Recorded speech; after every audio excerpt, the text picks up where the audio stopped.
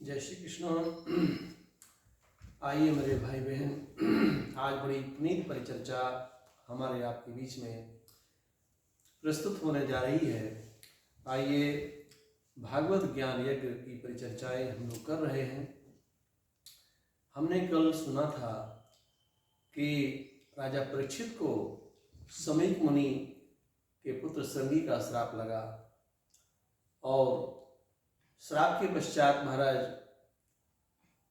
अपने पुत्र को जन्मेजय को राज्य देकर के और गंगा तट पर एक मनीषी का, एक साधु का वेश धारण करके, एक सन्यासी जैसा वेश धारण करके और मंदाकिनी के पावन तट आनंद नामक गंगा तट पर महाराज जी पहुँचते हैं और वहाँ पर मोक्षु पुरुषों को क्या करना चाहिए, क्या नहीं करना चाहिए, मरने वाले मरणासन व्यक्ति को, जो मरने वाला व्यक्ति हो, जिसकी मृत्यु निश्चित हो गई हो, उसे क्या करना चाहिए, क्या नहीं करना चाहिए, इसके विषय में तरह तरह के महापुरुषों से, विद्वानों से आख्यान सुनने का विचार उनके मन में आया।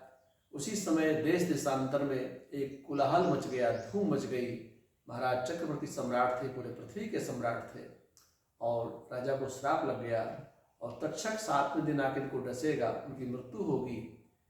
इस बात को लेकर के इनके मन में कोई भीति नहीं है, इनके मन में कोई किसी प्रकार का भय नहीं है, इनके मन में कोई किसी प्रकार की कोई ऐसी बात नहीं है कि जो इनको आशंकित करती हो, सशंकित करती हो या कहीं से इनको दुखी व्यथित करती हो कि हमको अब तो मरने वाले हैं, तो हम मर जाएंगे, मेरा क्या होगा।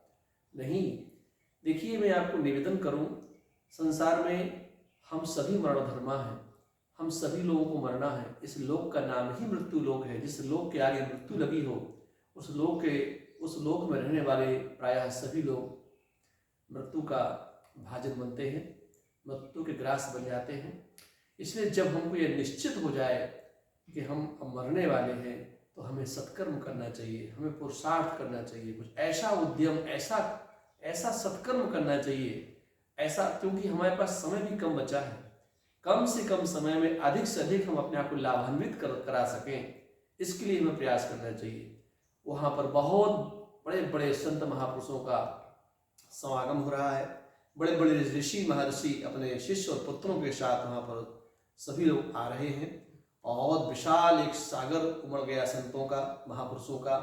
और संतों महापुरुषों के मध्य में बैठ करके अपने आप को राजर्षि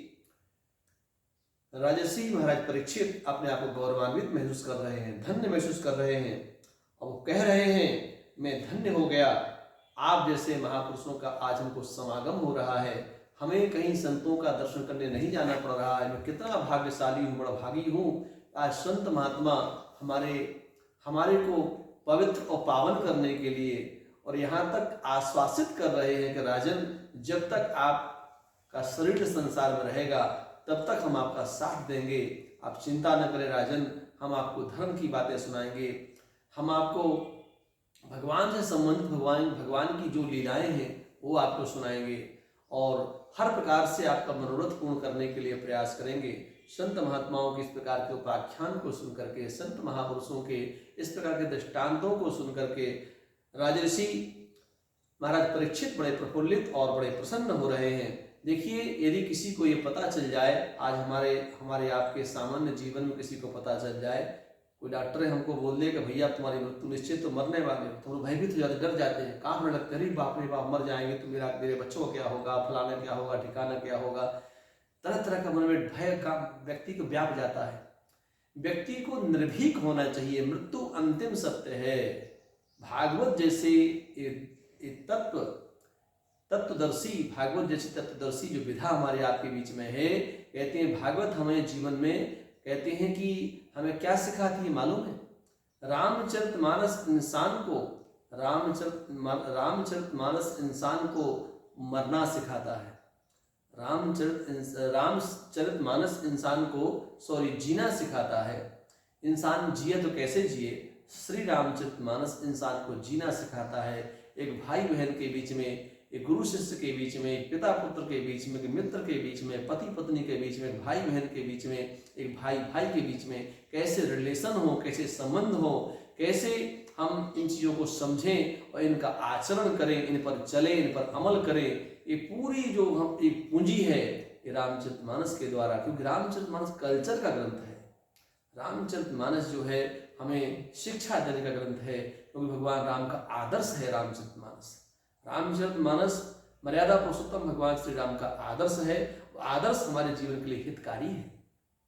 तो रामचरितमानस इंसान को जीना सिखाता है और श्रीमद् भागवत महापुराण इंसान को मरना सिखाता है। व्यक्ति मरे तो कैसे मरे, अपने मरने का कैसे वो प्रयास करे कि हम मरने वाले हैं, हमें क्या करना है क्या नहीं करना है, ये भागवत जी सिखाती है, भागवत जी बताती हैं। आइए मेरे भाई बहन, संत महात्माओं के मध्य में महाराज राजर्षि महाराज परीक्षित अपने आप को गौरवान्वित महसूस कर रहे हैं, धन्य महसूस कर रहे हैं और कह रहे हैं, तत्रोप जग जगमुर्भुवनम पुराना महानुभावः मुनयः सुशिष्यः प्रायेण तीर्थाभिगमापदेशैः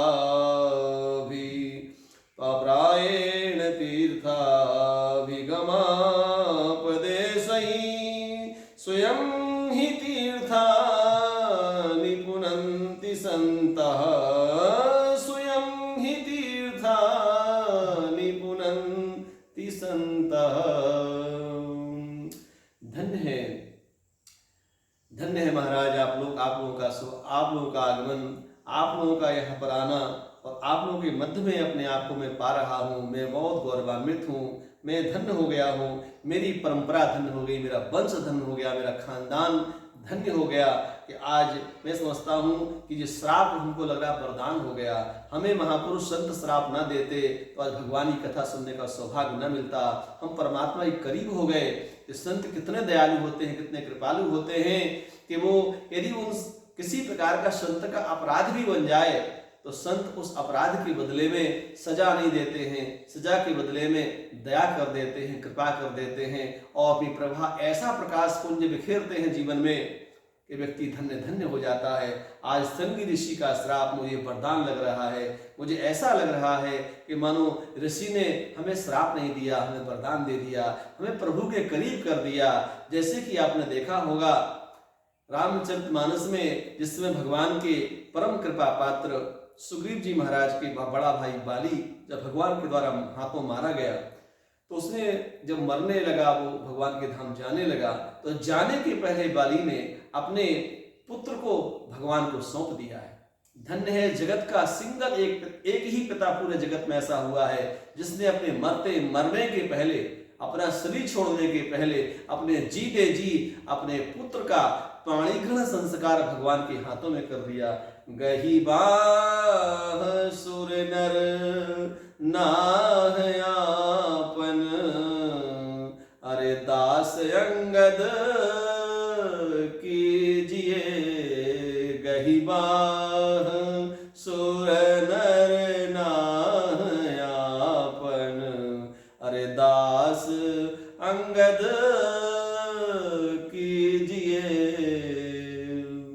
हे राघव, मेरे पुत्र को अपने हाथों में मैं आपके हाथों में सौंप रहा हूँ और मेरे पुत्रों का जो कुछ भी, मेरे पुत्र का जो कुछ भी आने वाले समय कुछ होना है वो आपके द्वारा होना है। मैंने अपने पुत्र को आपके हाथों में सौंप दिया। उसी प्रकार से धन्य है वो वाली जिसने मरने के पहले अपने पुत्र को भगवान को सौंप दिया था। इसी प्रकार यहाँ पर संतों का धन्यवाद कर रहे हैं राजा परीक्षित कह रहे हैं, धन्य है ऋषि महर्षि आप लोग, धन्य है संत महापुरुष आप लोग। हमें तो ऐसा लगता है कि ऐसे मानो ऐसा लग रहा है कि श्रृंगी ऋषि ने मुझे श्राप नहीं, मुझे वरदान दे दिया, क्योंकि उसके बदले में आप जैसे महापुरुषों का दर्शन हो रहा है। ऐसे ऐसे महापुरुष हमको दर्शन देने आए पधारे हैं। मैं बड़ा भागी हूँ, मैं अपने आप को धन्य धन्य मानता हूँ, कृत्य मानता हूँ, कारण कि मैं भगवान की कथा सुनूंगा, मैं प्रभु के करीब जा रहा हूँ, भगवान के पास जा रहा हूँ, परमात्मा की कथाओं का सुनने का सौभाग्य मिलेगा। आइए मेरे भाई बहन, इस प्रकार की परिचर्चाएं होने जा रही हैं। इस संत महापुरुषों के बीच में चर्चाएं चली रही थी। उसी समय परम भागवत श्री वेद व्यास जी के पुत्र श्री सुखदेव जी महाराज का आगमन हो रहा है। अब ये सुखदेव जी महाराज का बोलो श्री सुखदेव भगवान की जय। अतः प्रक्षामि संसिद्धिं योगिनां परं गुरुं पुरुषस्य यत्कार्यं म्रियमाणस्य सर्वदा। धन्य है परम भागवत श्री सुखदेव जी महाराज का आगमन। सुखदेव जी महाराज का आगमन देखते ही सारी सभा खड़ी हो जाती है और सभी जितने सभा में लोग थे सभी लोग खड़े होकर उनका अभिवादन करते हैं, सम्मान करते हैं। और यहाँ पर राजर्षि महाराज परीक्षित जी ने उसी समय जो है महाराज के उनके पाद प्रक्षालन किए, उनके पैरों को धोया और वो अवधूत वेश में हैं, नग्न वेश में 16 वर्षीय सुखदेव जी महाराज दिगंबर रूप में रहते हैं। धन्य है, महापुरुष हैं, वो साक्षात भगवान के अवतार हैं। और ऐसे मानिए जैसे भगवान नारायण स्वयं इनका कल्याण कराने के लिए इस धरातल पर पधार गए।